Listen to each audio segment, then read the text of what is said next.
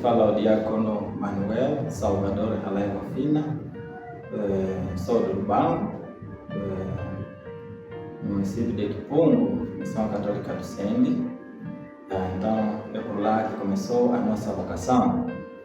Então, como sabemos, normalmente em casa, lá os mais velhos perguntavam sempre o que pretende ser no futuro. E por brincadeira dizíamos, não, eu serei isso, eu serei aquilo, mas eu dizia que pronto, eu serei padre.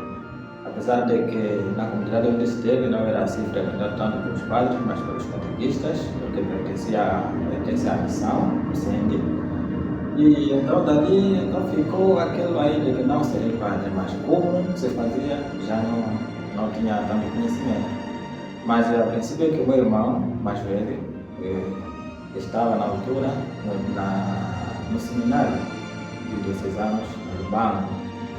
Então, na minha mente, sei que vou seguir meu irmão e também serei padre. A princípio, não pensava que a pessoa precisava de estudar isso e aquilo. Eu lembro que, a memória me lembra que quando eu estive a fazer a sexta para a sétima, falei com uma irmã chamada Fute. Ela é minha tia, espiritana. Então, eu escrevi uma carta, entreguei a ela e eu dizia que, olha, eu gostaria de ser padre. E na minha mente eu pensava que assim já poderia pegar, dizer que, bom, pronto, traga as tuas pastas e vai ficar com os padres e com o tempo você fica padre. Não sabia que há processo e etapas conforme agora conheço, sei dessa realidade. Então ela disse, não se preocupa, estuda só. Eu até fiquei assim, mas eu quero já ser padre. E você fala, estuda só, mas pronto. Depois, a partir dali, procurei levar os estudos assim, com mais seriedade. Afinal de contas, aquilo era uma grande ajuda a partir daquela resposta da irmã Fute. E a partir dali, então, entrei no grupo de vocacionados e era interno na missão católica do Sende. E dali comecei a frequentar os grupos, sobretudo o grupo coral. Eu gostava muito assim de sempre fazer parte desse grupo coral. E também o grupo de vocacionados, não tinha tanta gente assim. E a partir dali terminei os meus estudos naquela missão. Agora fui para casa, porque não tinha tanto assim os princípios de como entrar, apesar de que o meu irmão estava, não tinha aquela coragem de perguntar. Mas chegando em casa, a mãe disse, você dizia sempre que vai ser padre, e talvez a classe que você terminou já havia lá nos padres, então é como? Eu dizia que eu não sei exatamente como fazer. Então eu disse, vamos falar com o teu irmão para ver se diz alguma coisa. Depois meu irmão, lembro, o padre Arlindo, agora, e ele perguntou-me 3 vezes, queres mesmo entrar nos padres? Eu disse sim. Queres? Sim, 3 vezes, eu lembro.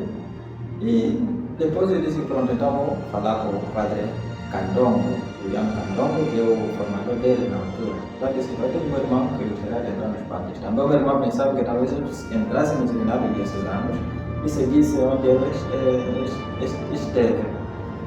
E depois disso, então, os padres lá, os formadores dele, disseram que pronto, como o teu irmão já está cá e você está lá a ser acompanhado já pelos fervitas, convocacionados e tudo, então seria bom mesmo talvez continuar com ele. E assim então que eu descubro essa vida religiosa dos missionários do Verbo Divino, porque na verdade eles que trabalham lá a partir de 2009. Então depois disso, então falaram com os padres agora verbitas, na altura o padre falecido Ambrósio, o irmão Júlio e depois o padre Oscar, que estava naquela altura, ainda falava com eles, não tem problema, então viemos para cá. Aquilo foi em dezembro para janeiro, então vim para cá, para Luanda, para entrar no seminário, vindo com o padre falecido Pepe, que esteve aqui como mestre de noviços. Naquela altura ele estava na missão do Sende, então não vou aproveitar já ir com ele.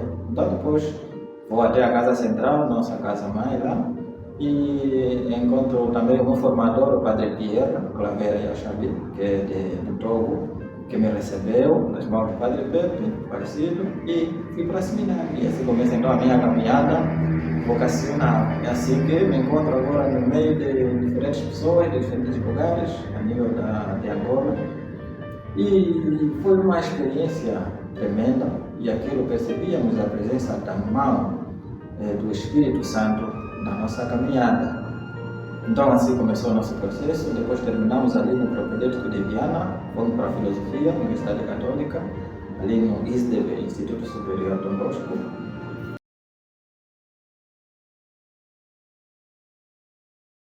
E depois disso terminamos e fomos para o noviciado. Terminamos o noviciado, então fomos enviados para Nairobi. E de lá continuou a nossa formação, e a forma como o processo se fez, parece que fui preparado mesmo para poder viver uma vida de interculturalidade, internacionalidade, porque saí de casa para o internato onde tem diferentes pessoas, tinha na altura 14 anos por aí, e depois de lá, de sair da Huila para Luanda, para entrar no seminário, mais longe da família. E depois disso, vou para Nairobi. Então, o processo quase que foi preparado, não foi tanto assim um grande desafio para mim. Então, esse foi o processo da minha educação. E terminei meus estudos teológicos lá na Universidade de Tangasa, em Nairobi. E depois disso, no fim da formação, fiz os meus votos perpétuos no dia 10 de janeiro de 2026, e no dia 17, no fim de semana a seguir, recebemos a nossa ordenação diaconal. E aquilo foi, na verdade, uma graça. Percebemos que o esforço não é tão pessoal assim, mas é um dom de Deus, e é o próprio Deus mesmo que nos guia. E depois disso, estamos aqui agora nas preparações para a ordenação sacerdotal, que será no dia 23 de maio deste mês, deste ano. E é tão ansioso, porque estamos ali pensando na cerimônia que se aproxima e ao mesmo tempo com as preparações, com as famílias, uma experiência que nunca teve. Então estamos assim, pensamos de como será atualizar a família e ao mesmo tempo pensar naquilo que se aproxima. E só mesmo pedir graças a Deus, que nesse momento, para esse momento que se aproxima, que sempre esteja conosco, e também pedir as orações das famílias, dos vizinhos, dos amigos e de todos, para que sempre nos acompanhem com as suas orações, que afinal de contas somos uma comunidade de cristãos e ajudamos uns aos outros.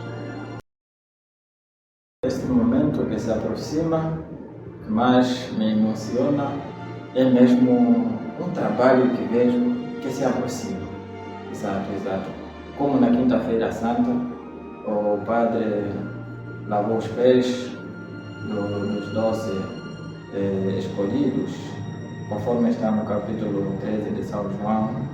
Então aquele capítulo também tem um grande significado para mim, para a minha vida. Então, quando penso nessa semana que se aproxima de ser padre, penso logo naquela questão de serviço, servir o povo, servir a comunidade como verbita, como padre verbita.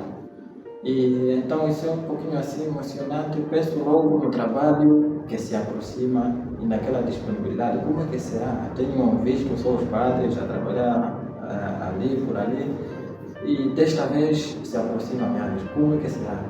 Mas é um pouquinho de emoção nesse sentido, porque na verdade é um serviço que se aproxima, não só uma certa cerimônia simples, mas um serviço que se aproxima. E procuramos ter aquela coragem de dizer que pronto, quando chegar, então começamos a trabalhar.